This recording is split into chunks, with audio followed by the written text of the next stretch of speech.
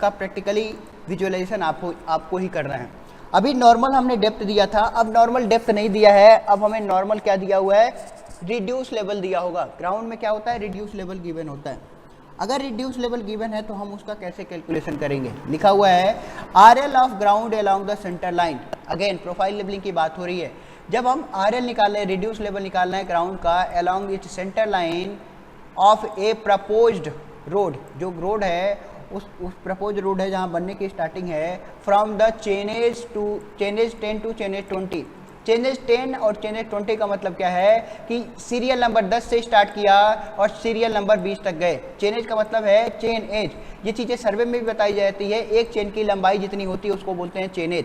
और जनरली हम जब फील्ड पे अडॉप्ट करते हैं तो वो 30 मीटर ही अडॉप्ट किया जाता है, अनटिल एंड अनलेस वो हमें बोला ना जाए, अनटिल अनलेस हमसे बोला ना जाए कि वो 30 मीटर की चेन है। तो हमारे पास जो चेन है वो चेन नंबर 10 चेनेज, मतलब 10 कंप्लीट लंबाई मेजर करने के बाद और 20 चेन तक, मतलब 10 के बाद 11 12, यहाँ से चेनेज 10 से स्टार्ट हुआ है और चेनेज 20 तक गया है, वो हमें क्या करना है, उसका फॉर्मेशन बताना है कैसे कैसे आएगा। लेवल एट चेनेज 10, जो चेनेज 10 था वह जहाँ से हमने स्टार्ट किया था वहाँ पे ग्राउंड का जो लेवल था 107 मीटर है, क्या है 107 मीटर है। नेक्स्ट पॉइंट क्या बोला है, the road is downward ground. सुनिएगा, रोड क्या है, डाउनवर्ड है, मतलब रोड में ढलान है नीचे की तरफ, और ढलान का स्लोप क्या है 1:150। अब कैसे कन्वर्ट करेंगे ये अभी मैं आपको बताऊंगा। ये 1:150 है अप टू 14 ड्रेनेज। इतनी चीज़ें मैं आपको ड्रॉ करके दिखा रहा हूँ, जिसे क्या बोला गया है कि एक हमारे पास रोड है, क्या है, एक हमारे पास रोड है, ध्यान से सुनिएगा।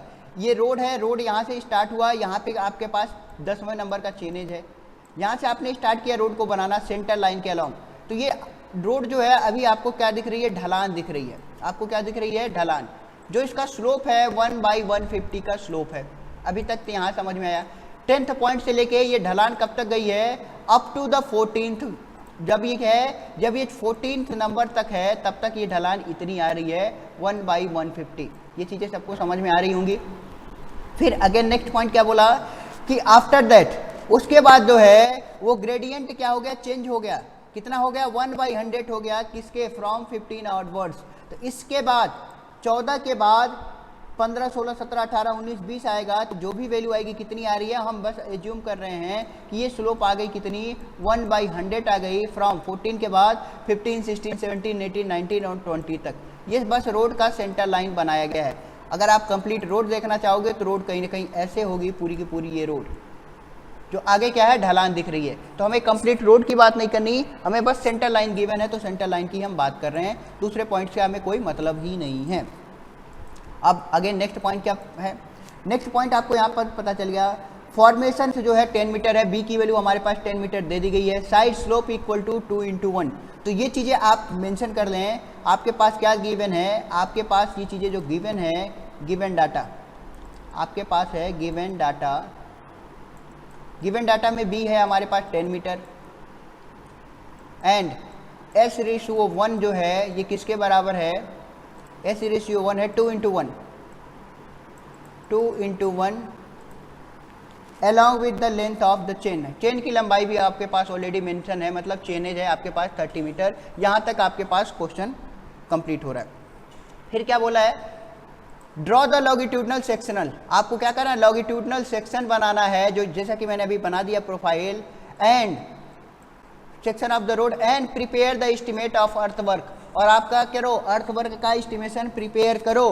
कितने पे, पैसा बताओ आप, कि अगर आपके पास 1 पर मीटर क्यूब के लिए 275 मीटर लग रहा है तो कितना पैसा लगेगा। तो सबसे पहले आपको क्वांटिटी निकालनी है कि कितनी क्वांटिटी आएगी। तो ये क्वांटिटी निकालेंगे, फिर उसके बाद हम उसमें क्या करेंगे, जब क्वांटिटी मीटर क्यूब में आ जाएगी तो उसमें इसका मल्टीप्लिकेशन कर देंगे 275 का। ये बातें सबको समझ में आ रही होंगी। अगेन एक चीज़ और हमने यहाँ पे जो स्टार्टिंग में लिखा हुआ था कि जो हमारे पास 20 नंबर का चेनेज पॉइंट है उसका RL हमें गिवन है 107 मीटर। अब मैं क्या कर रहा हूँ, ये ध्यान से सुनते चलिएगा। इसका गिवन कितना है, यहाँ पे RL गिवन है, हम यहाँ पे इसको रेड कलर से लिख दे रहे हैं। RL इस पॉइंट का गिवन है, RL इक्वल टू 107 मीटर। ये है रोड, ध्यान से देखते चलिएगा इसको, और मैं डार्क कर दूँ। ये है रोड, रोड शुरू में क्या हुई है, ढलान अलग रेट से ढली है, दूसरे में अलग रेट से ढली है। कितना रेट है ये मेंशन है। अब हम रेट कैलकुलेट करते हैं इन टर्म्स ऑफ वैल्यू के टर्म्स में कैसे निकल के आएगी। अभी तक तो हमारे पास सिर्फ हमने देखा था कि हमारे पास स्लोप के टर्म्स में, अब वैल्यू के टर्म्स में हम कैलकुलेट करते हैं। हमें पता है कि आर एल ऑफ डेप्थ कैसे निकलेगा।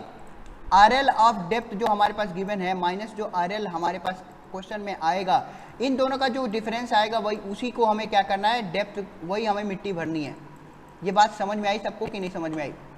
पहला टर्म्स कि आर एल डेप्थ का कितना हमारे पास आ रहा है, उसमें से कितनी हमारे पास एग्जैक्ट आर एल है, तो उन दोनों का जो अंतर होगा वही हमारे पास डेप्थ क्या करनी, मिट्टी भरनी होगी।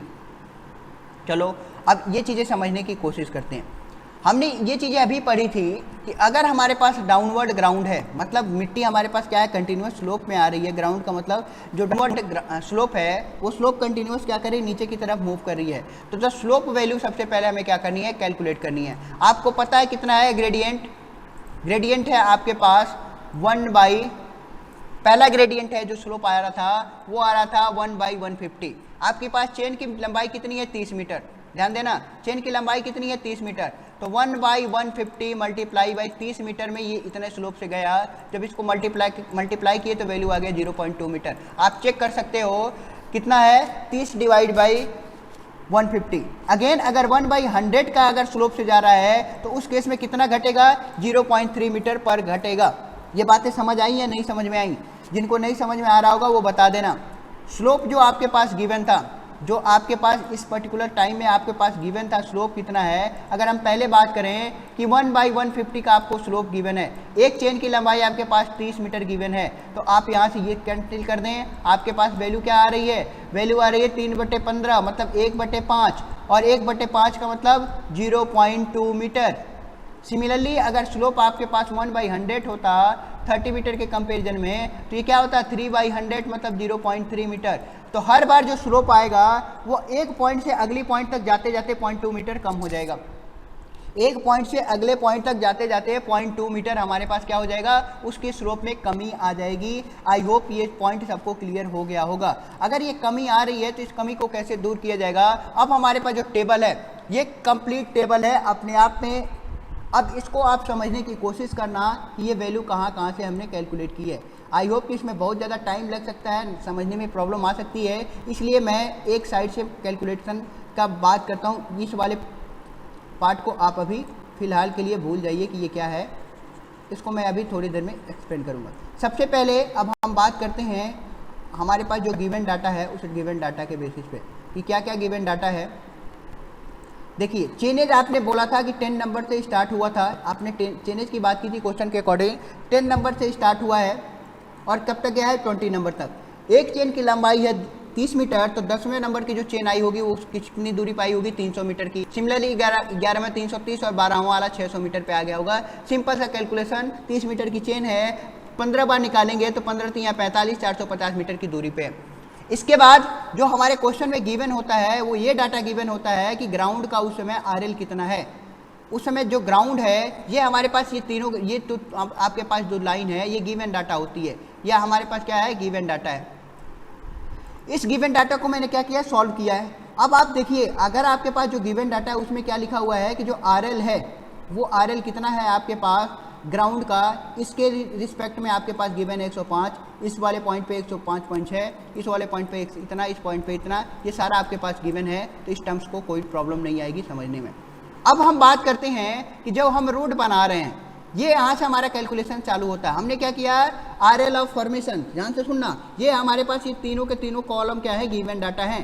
क्या, स्टेशन, लेंथ और आरएल ग्राउंड, तीनों गिवन डाटा है। लेकिन इसके बाद जो हम RL of formation banana start किए, रोड हमने जब बनाना स्टार्ट किया तो एक चीज़ आपको ध्यान देनी है, जब आपने रोड स्टार्ट किया बनाना तो वहाँ आपसे बोला गया था कि जो पहला पॉइंट है 10th नंबर का पॉइंट है उसका आरएल कितना आ रहा है, 107 मीटर। यस और नो, यहाँ तक आपसे बोला गया था कि जो फर्स्ट पॉइंट का रिड्यूस लेवल निकल के आएगा वो आ रहा है आपके पास 107 मीटर। एग्री, इसमें कोई दिक्कत नहीं थी।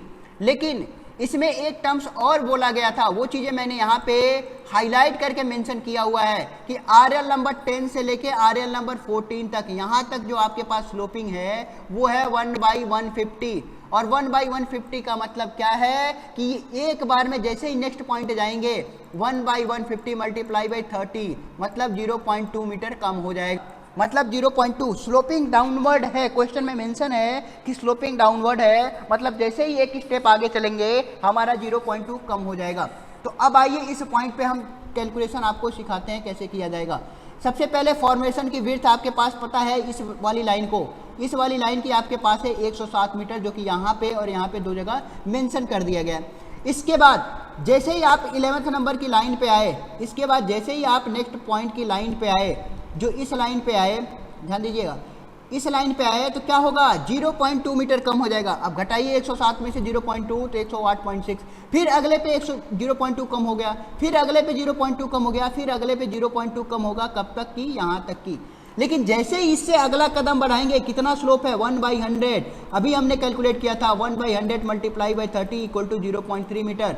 तो अब 0.2 कम नहीं होगा, 14 वाली लाइन के जैसे ही आप क्रॉस करोगे आपका जो RL आ रहा होगा उसमें से 0.2 की जगह कितना कमी आने लगी है 0.3 मीटर की। तो यहाँ तक आपकी जो भी वैल्यू आ रही थी वहाँ से आपके पास जो आ रहा है कितना 0.3 सब्ट्रैक्ट करते आगे की तरफ हम क्या करेंगे, मूव करते चले जाएंगे।